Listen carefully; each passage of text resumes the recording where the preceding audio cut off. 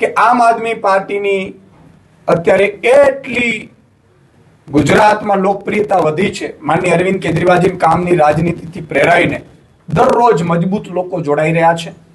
આજે મને હર્ષ સાથે આનંદ થાય છે કે આણંદના આકલાઓ વિધાનસભા મત વિસ્તારમાં રહેતા અને સામાજિક આગેવાન, કોંગ્રેસ સાથે વર્ષોથી જોડાયેલા સંજયસિંહ રાજ, જે કરણી સેના સાથે પણ એ જોડાઈ ચૂક્યા છે, તેઓ આખા ગુજરાતના કરણી સેનાના પ્રમુખ પણ પ્રવક્તા પણ રહી ચૂક્યા છે, એવા સંજયસિંહજી રાજ આજે એમના ભાજપ અને કોંગ્રેસના લગભગ 60 જેટલા પદાધિકારીઓ, સામાજિક આગેવાનો સાથે આજે આમ આદમી પાર્ટીમાં જોડાઈ રહ્યા છે. આમ તો તેઓ 3-4 હજાર લોકો સાથે આગામી સમયમાં સભાઓ કરીને જોડાશે, પરંતુ આજે પ્રદેશ કાર્યાલયે તેઓ આમ આદમી પાર્ટી અને એની વિચારધારાથી જોડાઈ રહ્યા છે, જે મને ખૂબ આનંદ છે. આણંદ જિલ્લામાં અમારા આણંદ જિલ્લા પ્રમુખ વિજયભાઈની આગેવાનીમાં આજે તેઓ ખૂબ મજબૂત ટીમ સાથે આમ આદમીમાં જોડાઈ રહ્યા છું. એમનો આવકાર કરીશ ખેસ પહેરાવીને. તો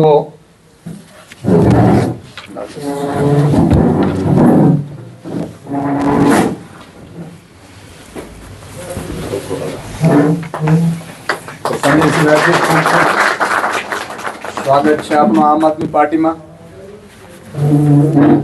આ પણ નરેશભાઈ છે અને બીજા તો 60 આગેવાન છે. આપણે પછી ફેરાવડાવીએ છીએ એમને. આમાં કોઈને કઈ સવાલ હોય તો કોઈ, નહીં તો પછી હું સંજયસિંહ રાજને જ કહીશ કે તેઓ આપને સંબોધન કરશે. આજે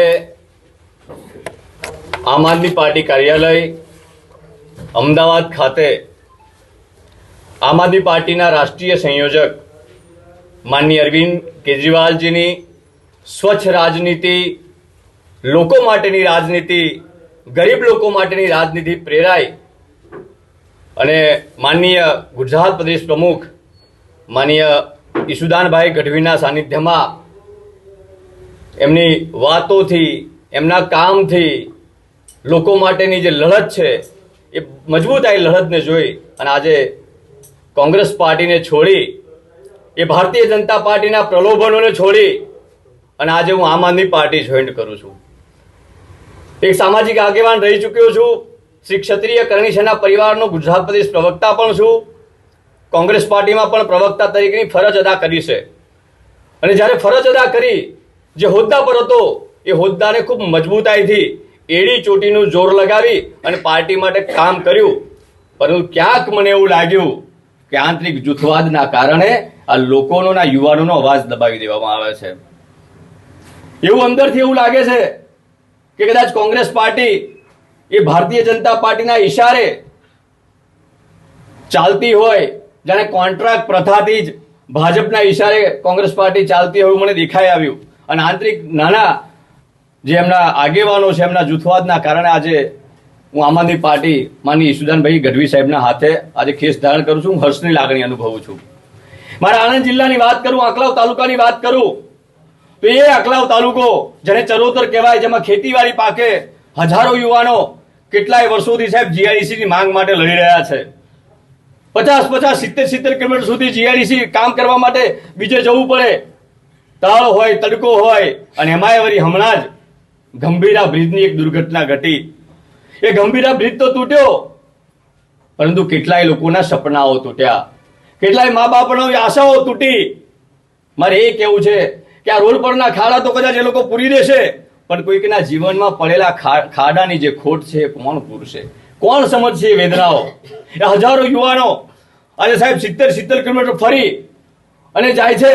આ ભારતીય જનતા પાર્ટી ધારે તો 2-2 દિવસમાં કરોડોના તાઇફા કરે, મોટા મોટા કાર્યક્રમો કરે, પણ એક વૈકલ્પિક માર્ગ માટે અમારે આંદોલનો કરવા પડે. 1-2 બ્લોક બનાવવાના, જેની ઉપર તમે રેલવે પ્લેટફોર્મ પર જે બ્લોક મૂકો છો, એક પ્લેટફોર્મ પરથી બીજા પ્લેટફોર્મ પર જવા માટે, એવું લોખંડની ચેનલથી બનાવી શકે. પરંતુ આજે કેટલા દિવસો થઈ ગયા.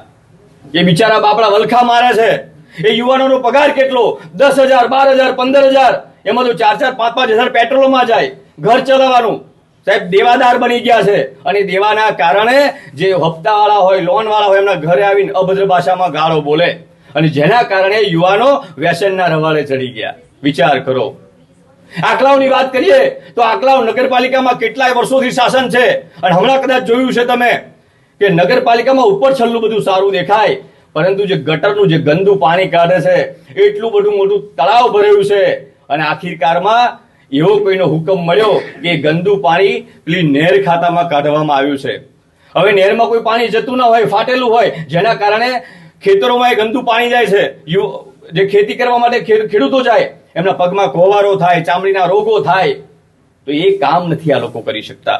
આણંદ જિલ્લાની અંદર કેટલાય વર્ષોથી સિવિલ હોસ્પિટલની માંગ થઈ રહી છે પણ એ સિવિલ હોસ્પિટલ બની નથી શકતી.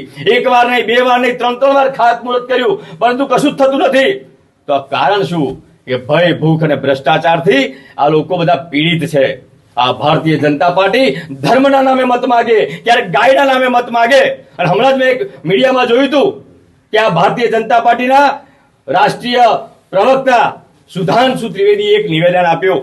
એ સુધાંશુ ત્રિવેદીને કહેવું છે કે એમણે કીધું કે ભાઈ આ ગાયનું જે માંસ છે ટ્રાન્સપોર્ટ કરવામાં આવી રહ્યું છે વિદેશોમાં. ત્યારે સુધાંશુ ત્રિવેદી એવું બોલ્યા કે અમે લોકો જર્સી ગાયને ગાય માનતા નથી, અમે દેશી ગાયને ગાય માનીએ છીએ. વિચાર કરો, ગાયમાં પણ તફાવત કરવાવાળા લોકો છે. તો જો તમે દેશી ગાયને ગાય માનતા હોય તો તમને કદાચ ખબર હશે કે તમે ગાયના નામે મત માંગ્યા પણ લંપી વાયરસની અંદર હજારોની સંખ્યામાં એ દેશી ગાયો લંપી વાયરસની અંદર તડફીને મરી ગઈ. ત્યારે તમને કેમ એવું ના થયું? તો મારે એ ભારતીય જનતા પાર્ટીના નેતાઓને કહેવું છે કે કરોડો, હજારો કરોડોનું તમે ફંડ લો છો અને ગાયના નામે મત માગો, ધર્મના નામે મત માગો, પણ તમારી પાસે કામના નામે મત માગવાની તમારી પાસે કોઈ તેવડ નથી. સ્વચ્છ છબી ધરાવતી, કામની રાજનીતિ કરતી, ગરીબ લોકોનો અવાજ ઉઠાવતી, મધ્યમ પરિવારનો અવાજ ઉઠાવતી એ આમ આદમી પાર્ટી, એને આવનારા સમયમાં ભવ્ય વિજય મળવાનો છે. અને આજે અહીંયા ટેબલ પર કહું છું કે 2027માં માનનીય ઈશુદાન ગઢવી સાહેબના નેતૃત્વમાં ઉપરના જે પણ શિષ્ટ નેતૃત્વ છે એ બધા નેતૃત્વમાં 27માં આમ આદમી પાર્ટીની સરકાર બનવાની છે. અને આવનારા સમયમાં આ તાલુકા પંચાયત અને જિલ્લા પંચાયતમાં સમગ્ર આણંદ જિલ્લો અને સમગ્ર મધ્ય ગુજરાતની અંદર દરેક સીટ પર હજારોની સંખ્યામાં ઉતારવાની જવાબદારી પણ લઉં છું. હજારોની સંખ્યામાં મધ્ય ગુજરાતના 9 જિલ્લામાંથી ઘણા બધા સામાજિક આગેવાનો, સર્વ સમાજના યુવાનો, લડાયક યુવાનો બધા જ મેદાનમાં ઉતરશે. કારણ કે હવે રાજનીતિ કઈ છે? યુવાનોની રાજનીતિ છે.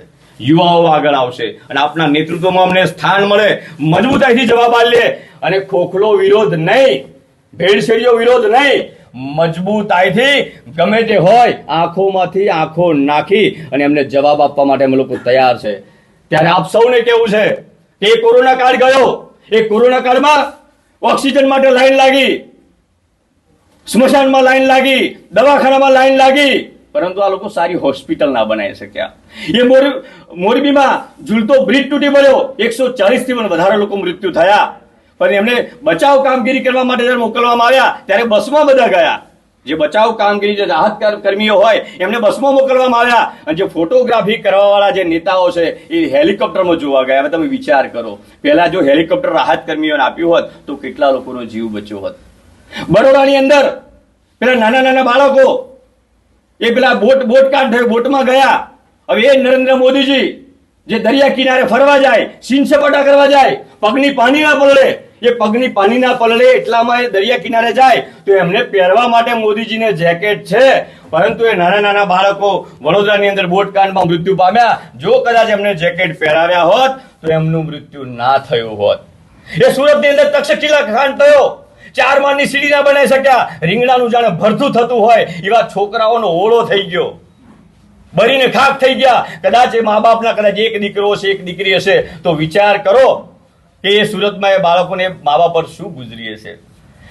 આજ મોદીજી જે 2 કરોડ રોજગારી આપવાની વાત કરતા હતા, રોજગારી આપી તો ના શક્યા, પરંતુ રોજગારી છીનવી લીધી આ લોકોએ.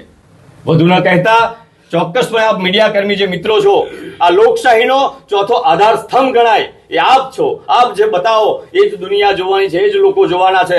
તો સૌ પ્રથમ તો આ મીડિયા કર્મી મિત્રોને પણ મારા સંજયસિંહ રાજના નતમસ્તક હું વંદન કરું છું અને ગુજરાતની સમગ્ર મીડિયાનો ખૂબ ખૂબ આભાર વ્યક્ત કરું છું. આપનો આ સહયોગ, આ સાથ આવનારા સમયમાં યુવાનોને જોશ પૂરો પાડશે, તાકાત પૂરી પાડશે અને આ ગરીબ અને મધ્યમ પરિવારને એક આશાઓનું કિરણ જો કદાચ હોય તો એ આશાઓનું કિરણ છે આમ આદમી પાર્ટી, માનનીય અરવિંદ કેજરીવાલજી અને માનનીય પ્રમુખ શ્રી ઈશુદાનભાઈ ગઢવી અને શિસ્ત નેતૃત્વ માનનીય ગોપાલભાઈ ઇટાલિયા હોય, ચિત્રભાઈ વસાવા હોય, જે પણ માનનીય દુર્ગેશ પાઠકજી છે, ગોપાલ રાયજી છે, આ બધાના નેતૃત્વમાં અમે સફળ રીતે લડવા માંગીએ છીએ અને આવનારા સમયમાં સમગ્ર મધ્ય ગુજરાતની અંદર સાહેબ એક બાંહેધરી આપું છું કે હજારોની સંખ્યામાં યુવાનો જોડાશે અને એ પાછા કેવા સભાઓ કરીને નહીં, technically booth wise, page wise અમારી પાસે ટીમ આવશે અને મજબૂતાઈથી જ બધાને જવાબ આપીશું, જડબાતોડ જવાબ આપીશું અને આવનારા સમયમાં ક્રાંતિકારી લડત લડવા માટે આવ સબ સમક્ષ હું મદદ કરવા માટે આહવાન કરું છું. ફરી એકવાર માનનીય ઈશુદાનભાઈ ગઢવી સાહેબનો તહે દિલથી ખૂબ ખૂબ આભાર વ્યક્ત કરું છું અને ફરી એકવાર ભારત માતા કી જય. જય હિન્દ, જય ભારત. આપનો કઈ સવાલ હોય તો ઠીક છે, નહીં તો પછી જોઈનિંગ કરી લઈએ. આવનારા સમયમાં આપ શેખાવત જોડાઈ શકે એવી સંભાવનાઓ ખરી? જો કરણી સેનાના માધ્યમથી અમે એમને સાથે છીએ. રાજસિંહ શેખાવતજી એક અમારા મજબૂત નેતા છે, મજબૂત આગેવાન છે સમાજના અને લડાયક યોદ્ધા છે. એમના માટે સર્વ ધર્મ, સર્વ સમાજ અને જ્યાં જ્યાં બેન બેટી દીકરીનો ક્યાંક અત્યાચાર થાય, સર્વ ધર્મની વાત કરીને નીકળ્યા છે અને અમારા થકી અમે એવું કહેવા માંગીએ કે માનનીય શેખાવતજીને પણ એક વખત સાહેબને મળજો અને તમને એવું લાગે તો ચોક્કસપણે અમે આવકારીશું અને લાવવાનો પણ પ્રયત્ન અમે ચોક્કસપણે કરીશું, પણ અત્યારે હું કોઈ એવું સ્ટેટમેન્ટ આપી શકું એમ છે નહીં. ઓકે, જોઈનિંગ લઈ લી. સંજયસિંહ ઉભો ફોટો.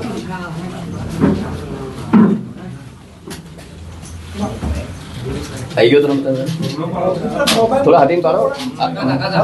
ત્રણ જણનો લઈ લો. વિજય શ્યામ વાત કરી લો.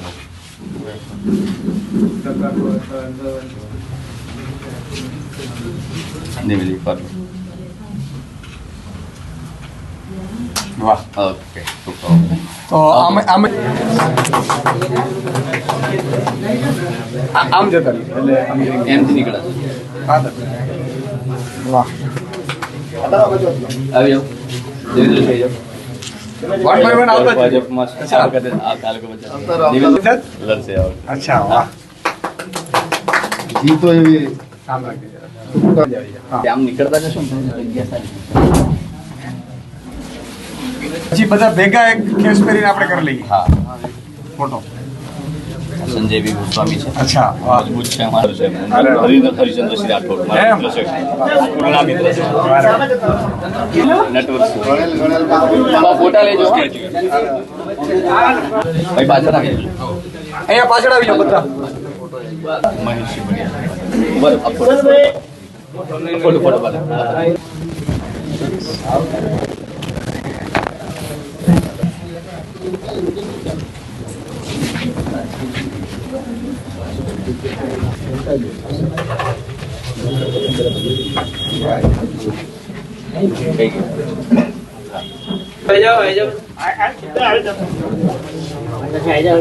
અચ્છા,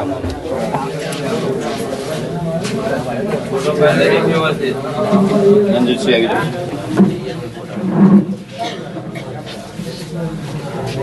એડવોકેટ થઈ ગયા આપણે. આવી જાવ સાહેબ.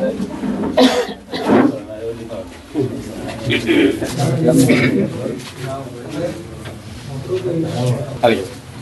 ખંભાતના છોકરા અને જે વિપુલભાઈ પટેલ છે પ્રમુખ, એમને જ્યાં મજબૂતીથી લડત આવે છે. હવે આવી જાઓ.